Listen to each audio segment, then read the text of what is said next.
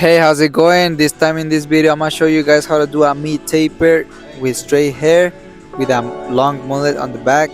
So I'm gonna start with the 1.5 guard lever open, cleaning up the area where I'm gonna put the fade in, all that area where the taper is gonna be, and also in the lineup that is gonna be behind the ears, the C cups, and a little bit in the back in the head. I'm not gonna go on the back on the head, like on the neck, because he wants to keep it growing like Richard Rios is a player, a football player, soccer player. So I'm gonna keep that area long. I'm not gonna cut anything, just the lineup and the taper on the sides, and I'm scooping out as I go higher to not touch the long hairs. Now with the trimmers, I'm gonna start the ball line, only using the corner of the blade to create that curve, and then I'm gonna clean up all the hairs below right away.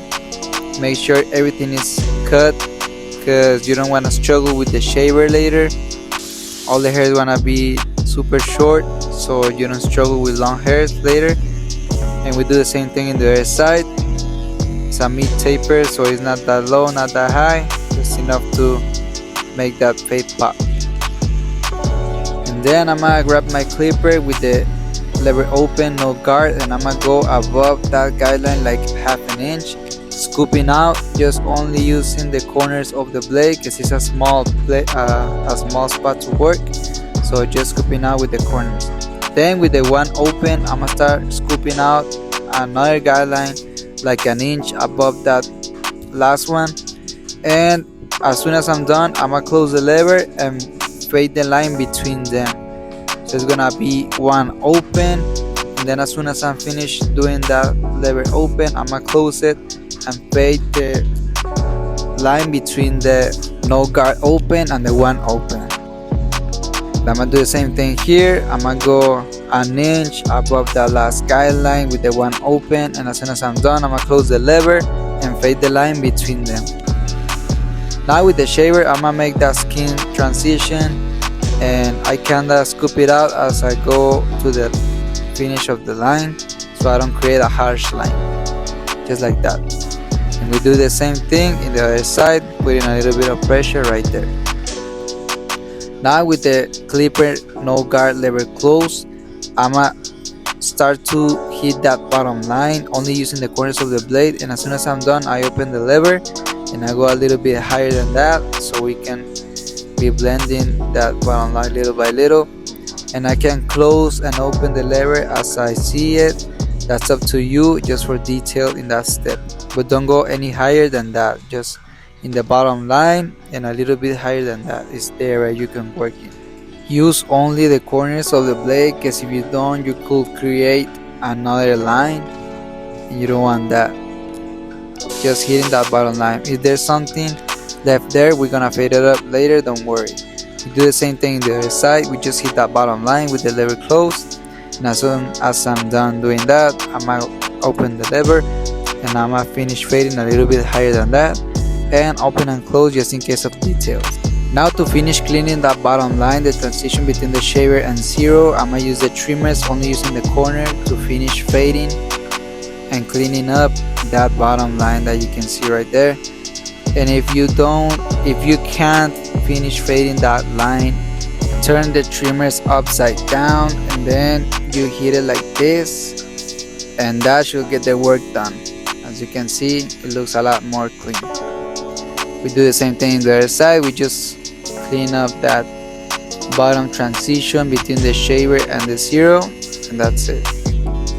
Now we're gonna start the lineup. As you can see, with my other hand, I'm helping myself to move the ear so the trimmer can pass through a lot more easy, and that should be it for now. Just hitting that curve in the most natural way as possible, only using the corners of the blade so I can create that curve. And as I'm going, I'm cleaning the hairs below there so I don't struggle with them later with the razor. And that's it for now. Take your time, look the lineup from all the angles as possible so you don't miss long hairs. And in the C cups I do a little bit in tip on the front, then I go to the side angle to finish that curve, and I do it as natural as I can, keeping that natural hairline.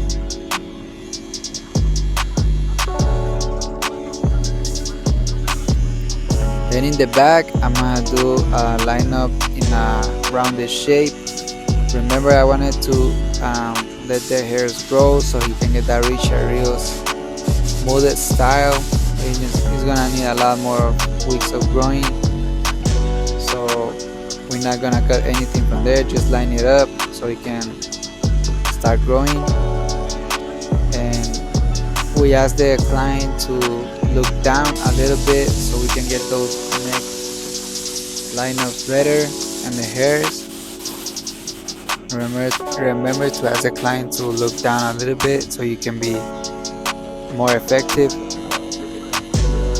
And then I'm doing a little bit of cleanup. All the hairs that I see loose or crazy, I'm trying to line it up from all the angles as possible. And with the C cups in the other side, I do the same. I tip a little bit on the front, then I go to the side and finish doing that curve. As you can see, take your time to do it. The lineup is very important, especially in tapers, so make sure everything is sharp and don't worry about leaving it perfect. We're gonna perfect it a little bit more with the razor later, but for now we're doing the same thing on the other side, just helping with my other hand to move the ear so we can get that lineup behind the ear and the neck. And that should be it for now. Only using the corners of the blade, cleaning up those hairs right away.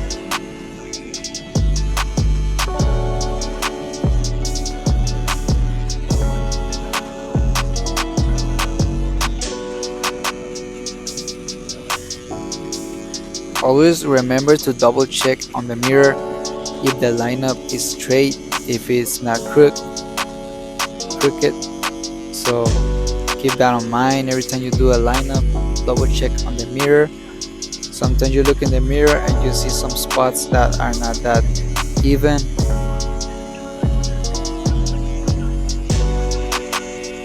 And make sure you look the lineup from all the angles, from the front, from the side, from the back, and all the hairs are on their place.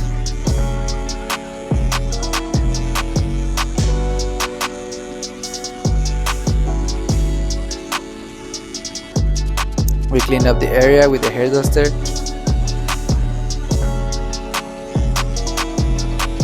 Just making sure those details are clean.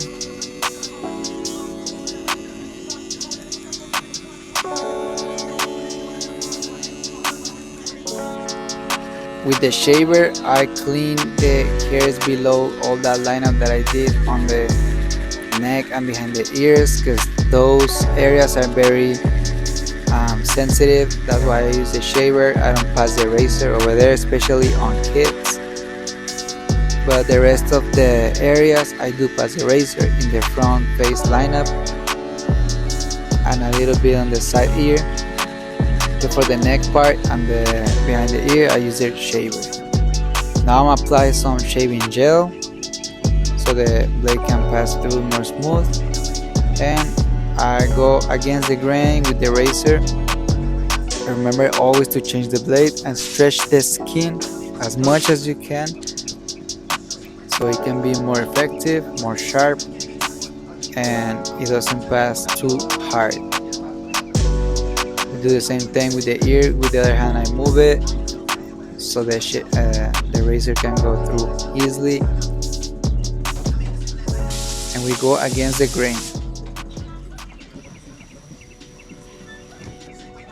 We do the same thing in the other side. I know the angle is not very well because of the hair that is there, but we're doing basically the same thing as the other side. It's not that hard, simple. With the razor, you gotta be very active, changing positions and angles on the blade, and always stretch the skin. And with curves, it's the same thing. I only use the corner of the blade, just like that. Now I'm gonna start cutting the top, and I'm I'm gonna take the bangs down, and I'm gonna take a little bit like half an inch, cutting in an angle that is vertical with the scissors so I can create that texture. I'm making like little triangles on the straight hair so you can create that texture. It's not even. And basically I'm gonna just take that guideline I just did in the middle on the bangs and take it little by little to the side, and then I'm gonna take it from the top and follow that guideline all the way to the back, following the same process, cutting in a vertical angle, point cutting to make that texture. And right here I'm gonna change a little bit the position since I'm trying to connect the sides with the top, and I take it all the way to the back, and now I'm gonna take it all the way to the back to the front, just double checking if everything is even and adding a little bit more texture. I'm gonna do the same thing in the other side. I'm gonna start with the bangs, grabbing it from the middle, holding it all the way down, and then cutting half an inch in a texture cutting, following all the way to the sides and the back. Then I'm gonna take it all the way to the top, in the middle, and same, taking it to the back. In the back I changed the position of my hand. As you can see, I have it vertically to create that shape in the back. Then with the Kiss Express spray paint darkest brown, I'm gonna do a little bit of enhancements on the lineup, as you can see, with the help of a business card, and with a dry towel I take off the excess of the paint. Then I'm gonna start detailing the fade with the scissors. I'm doing point cutting on the transition between the shaver and the zero, and as I go up and higher I help it with my comb so I can get those dark spots and those imperfections that make the cut look uneven. So when you detail with the scissors, you should just aim for the dark spots and just that, not the whole fade. Then with my thinning shears, I'm gonna start debulking the volume in the top because he has a lot of hair, and also that's gonna help me create a lot more texture. Keep in mind just to cut 2 to 3 times per area so you don't create bald spots. Then I'm gonna add some wrap, some mousse, and that's it. There you go. This is the final results. Let me know if you like it. If you enjoy it, give it a like, comment in the comment section below what you think, and subscribe to see more videos. See ya.